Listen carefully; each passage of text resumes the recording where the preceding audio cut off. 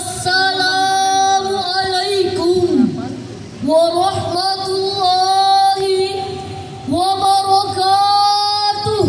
Waalaikumsalam warahmatullahi wabarakatuh. Alhamdulillah. Alhamdulillahilladzi an'ama alaina bi ni'matil iman wal islam wal mutahaddaratil huriyatil Indonesi wal watan. Assalatu wassalamu ala asrafil anam Sayyidina Muhammad sallallahu alaihi wasallam wa ala alihi wa sahbihi zawil kiram. Dewan Hakim yang kami muliakan, hadirin sebangsa dan setanah air yang kami banggakan. Pemuda adalah generasi harapan bangsa dan agama. Masa depan akan ditentukan dengan kesiapan pemuda hari ini. Yusuf Qaradawi dalam bukunya Ummatuna Baina Qarnaini mengatakan, di antara buah kebangkitan yang paling manis dan paling gemilang adalah kembalinya para pemuda kepada ajaran agama untuk berperan demi memajukan umat saat ini. Namun, bila dilihat kondisi pemuda hari ini, banyak yang terseret dan tenggelam dihantam ombak globalisasi. Mereka tertipu dengan gemerlapnya duniawi, mempertontonkan aurat yang bersimbolkan tren masa kini. Kondisi inilah yang menyebabkan dekadensi moral generasi muda silih berganti. Kondisi ini mengindikasikan kepada kita bahwa mayoritas pemuda saat ini belum menyadari peran dan fungsinya untuk kemajuan bangsa dan agama di masa mendatang.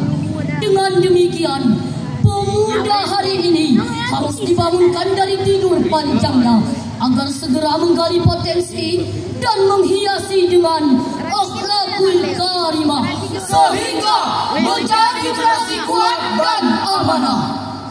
Al-Quran mencatat peran penting pemuda dalam berbagai lintasan bersejarah. Ketika Fir'aun menebarkan risalah kezalimannya di kota Mekah, Nabi Musa yang ada waktu itu masih berusia muda melakukan perlawanan terhadapnya.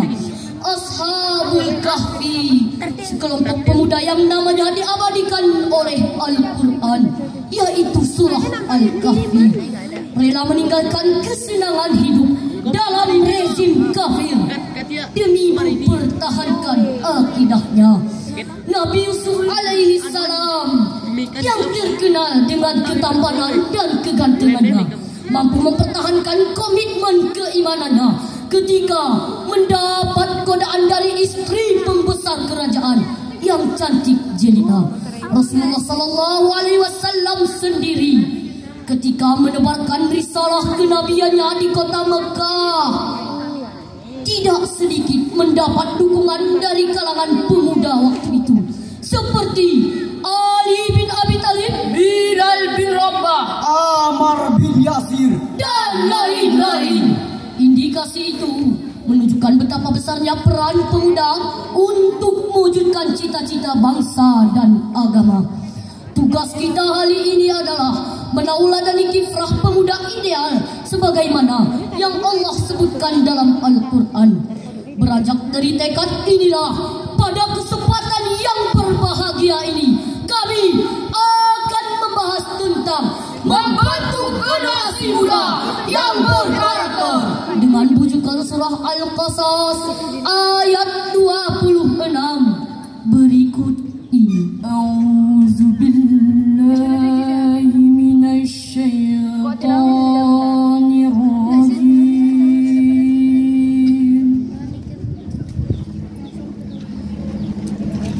Bismillahirrahmanirrahim.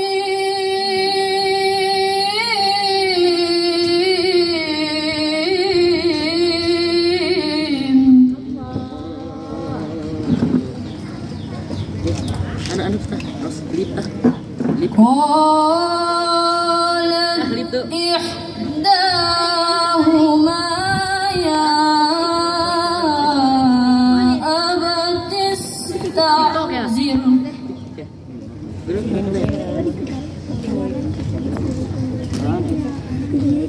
إن خير من استعجلت القوي الأمين.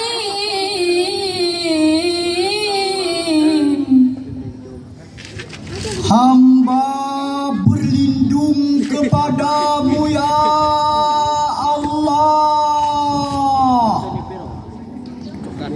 dari godaan syaitan yang terkutuk,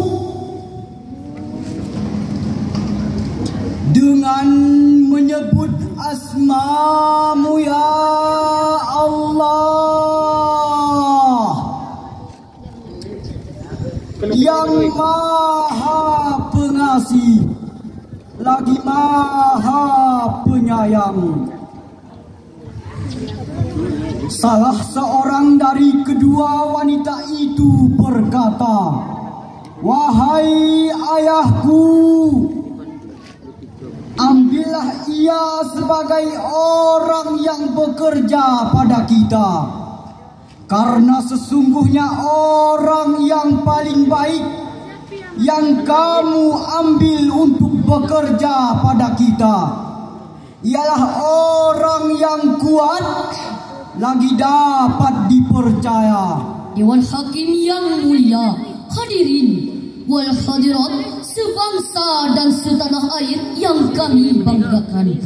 Ayat tersebut menceritakan tentang sosok pemuda yang kuat dan amanah, yaitu Nabi Musa alaihi salam. Dijelaskan dalam tafsir Al-Quranul Azim karangan Ibnu Katsir Ad-Dimashqi juz 3 halaman 1934. Dijelaskan bahwa salah seorang dari kedua wanita anak Nabi Su'aib berkata, "Wahai ayahandaku, pekerjakanlah dia. Sesungguhnya orang yang paling baik untuk engkau pekerjakan adalah orang yang kuat dan dapat dipercaya." Nabi Su'aib berkata kepada anaknya, "Apa pertimbanganmu mengatakan demikian?" Dia menjawab, "Dia dapat mengangkat batu besar yang hanya dapat diangkat oleh 10 orang laki-laki. Dan ketika aku berjalan bersamanya, sedang aku di dekatnya, ia berkata, 'Berjalanlah di belakangku.' Ketika aku salah jalan, lemparilah batu kerikil ke jalan yang benar, agar aku tidak tersesat." Menurut Muhammad Mahmud Al-Hijazi dalam tafsir Al-Wadih, inilah sifat kenabian, nubuwah yang tinggi dari sosok pemuda Musa. Fahada adabun nubuwati al-ali. Ada dua sifat yang dimiliki oleh Nabi Musa sebagaimana dijelaskan dalam ayat tersebut, ialah kuat dan amanah. Dalam konteks generasi muda, persiapan para pemuda sejak dini ialah kekuatan bekal fisik, baik dari segi jasmani, baik ruhani, dan berlaku amanah. Quraisy Shihab dalam tafsir Al-Misbah volume 10 halaman 313 menjelaskan bahwa kekuatan yang dimaksud adalah kekuatan di berbagai bidang, sedangkan yang dimaksud amanah adalah integritas pribadi yang menuntut adanya sifat amanah, sehingga beranggapan yang ada dalam genggaman tangannya bukanlah milik pribadi tetapi milik orang lain. Khusus mengenai amanah, Ahmad Mustafa Al-Maraghi menjelaskan dalam kitabnya Al-Maraghi jilid 2 bahwa amanah terbagi kepada 3 pembagian. Yang pertama, amanah seorang hamba terhadap Tuhannya. Yang kedua, amanah seorang hamba kepada manusia lainnya. Yang ketiga, amanah seorang hamba kepada dirinya sendiri. Saat ini kita sangat prihatin dengan kualitas generasi muda yang cenderung melemahkan fisik, ilmu, intelektual, ataupun mental spiritual, yang terjerumus kepada pergaulan bebas, free sex, narkoba, dan kemaksiatan yang lain. Tidak jarang kita lihat pemuda yang bermabuk-mabukan, urak-urakan dengan bergaya selengekan. Pekerjaannya hanya nongkrong di persimpangan jalan, hidup tanpa arah dan tujuan.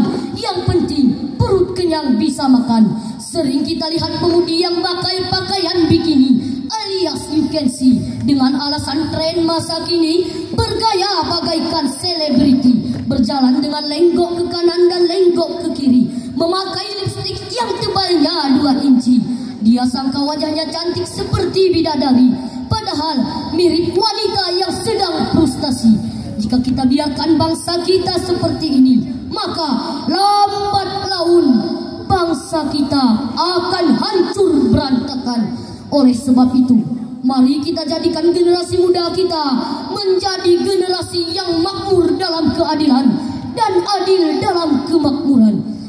Oleh sebab itu, Allah Subhanahu wa taala mengingatkan kepada kita, kita tidak boleh meninggalkan generasi kita dalam keadaan lemah.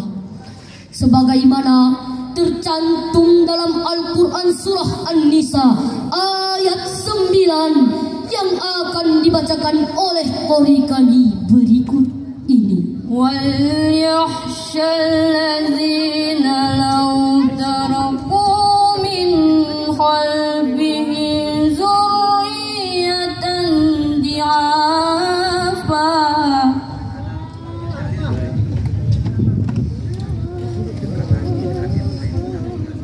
min khalbihim zurriyatan di'afan khafu alaihim